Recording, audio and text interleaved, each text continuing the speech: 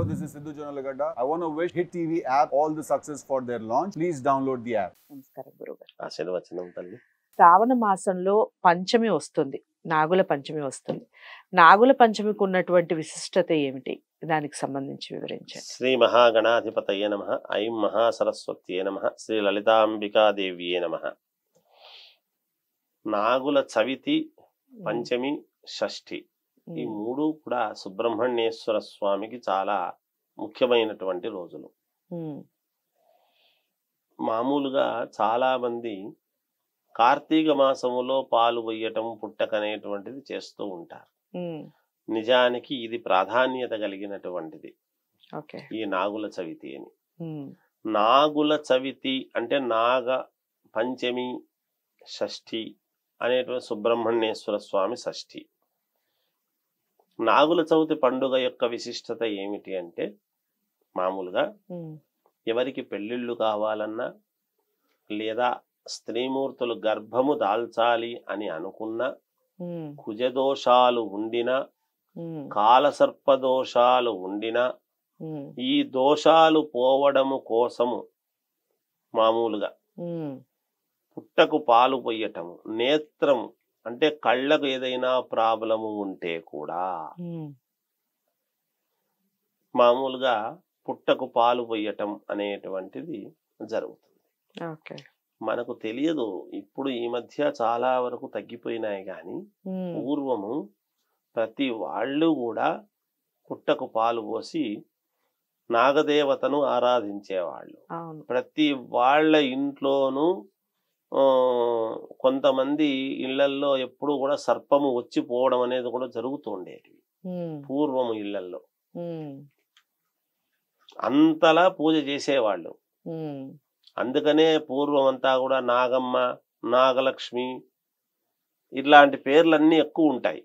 ఇప్పుడు మోడర్న్ స్థితికి వచ్చేసినారు కాబట్టి చాలా కాలం అయింది, మోడర్న్ వ్యవహారానికి వెళ్ళిపోయింది. అలా నాగుల చవితి యొక్క ప్రాశస్త్యం ఏమిటి అంటే, పరిస్థితి పుట్టకు పాలు పోయటము, ఉపవాసము ఉండటం అనేది జరుగుతుంది. ఆ రోజు ఏమీ తినరు.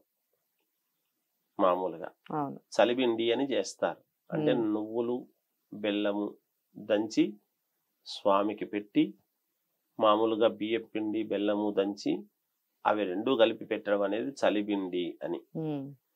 బియ్యములో కూడా చంద్రుడికి సంబంధించినటువంటివి మళ్ళీ అక్కడ బెల్లము. చూడండి, ఇది గణపతికి ప్రాధాన్యత కలిగినటువంటిది బెల్లం. సుబ్రహ్మణ్యేశ్వర స్వామికి పెట్టడం మామూలుగా. ఇది మనము ఆ నాగుల చవితికి పెట్టి ఉపవాసము ఉండి, మరుసటి రోజు మళ్ళీ పాలు పోసి ఆ ఉపవాసము విడిచిపెట్టడము అనేటువంటిది ఉంటుంది పంచమి.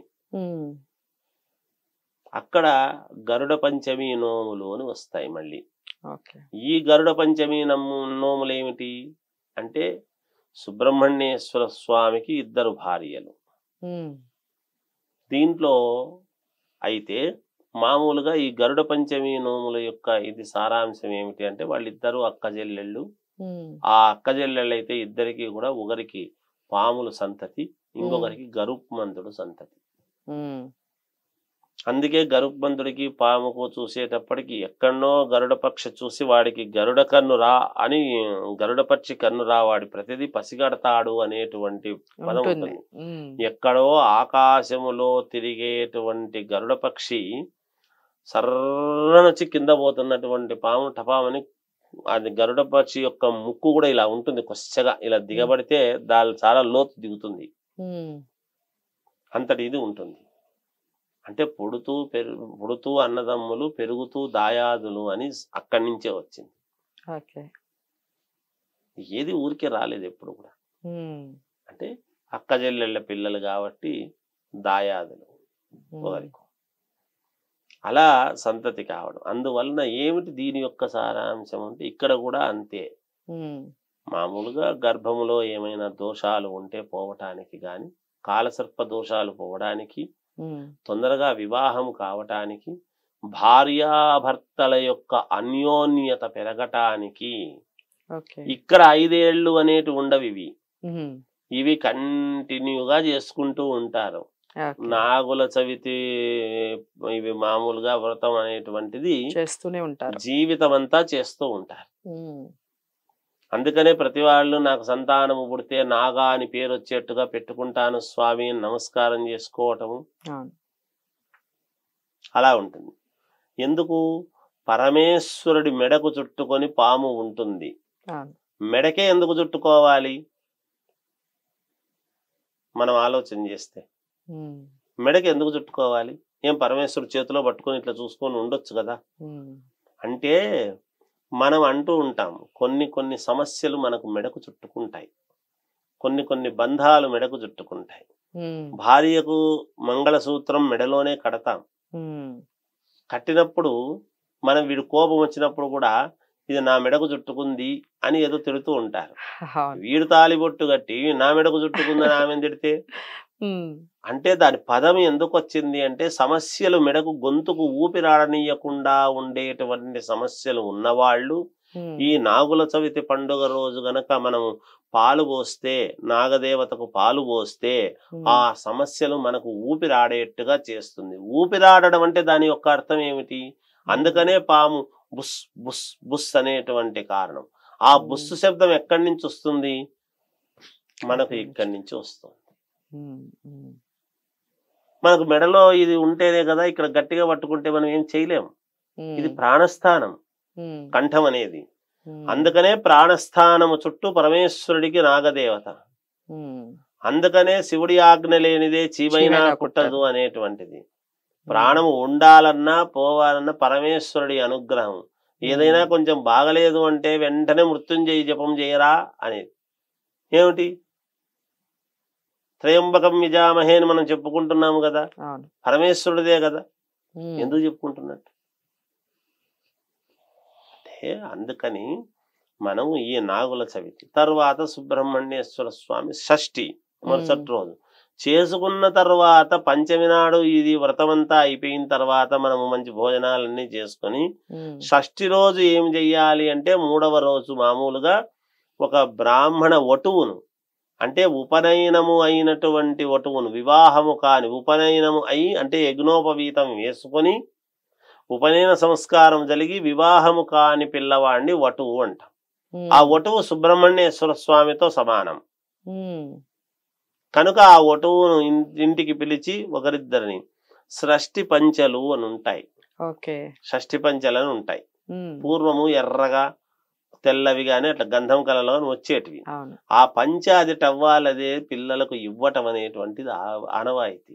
ఎందుకు ఆ పిల్లలకే ఇవ్వాలి అంటే సాక్షాత్తు సుబ్రహ్మణ్యేశ్వర స్వామి స్వరూపము గనుక ఉమ్, ఆ పిల్లవాడికి ఇస్తే సుబ్రహ్మణ్యేశ్వర స్వామికి చెందినట్టుగా మనము భావిస్తాం. ఎందుకు అంటే అతను గాయత్రి చేస్తాడు, ఉమ్, అనుష్ఠానం చేసుకుంటాడు. ఆ పిల్లవాడు ఉమ్, త్రికాల సంధ్యావందనం చేస్తున్నాడు. వీళ్ళు చేయలేరు కదా.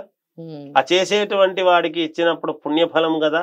ఉమ్, అందుకని ఆ గాయత్రి మంత్రము చేసేటువంటి వటువుకు సుబ్రహ్మణ్యేశ్వర స్వామి స్వరూపము గనక ఆ అబ్బాయికి ఒక షష్ఠి పంచ అనేటువంటి పంచలు ఇవ్వటం అనేటువంటిది ఆనవాయితీ అప్పటి నుంచి వస్తుంది. అది ఇచ్చిన దాని వలన వీళ్ళకు ఉండేటువంటి దోషాలు పోతాయి, ఉమ్, ఖచ్చితంగా పోతాయి. ఉమ్, అందువలన ఇది పాటించేటువంటి విధానం శ్రావణ మాసములో మామూలుగా ఇదొక మార్గం అన్నమాట.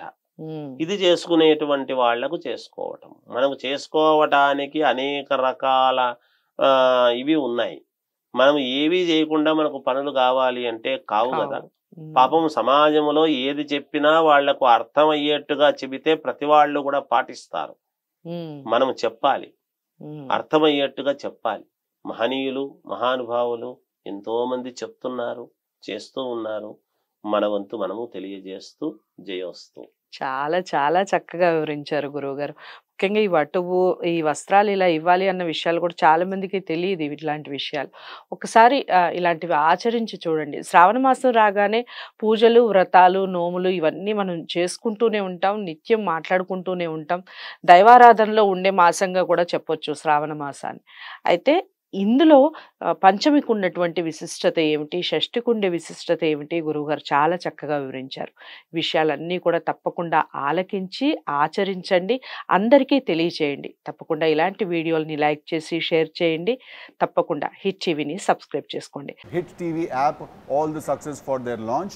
Please download the app. Download the Hit TV app now. Please download the app now. Please download the app now. Please download the app now. Download the app now.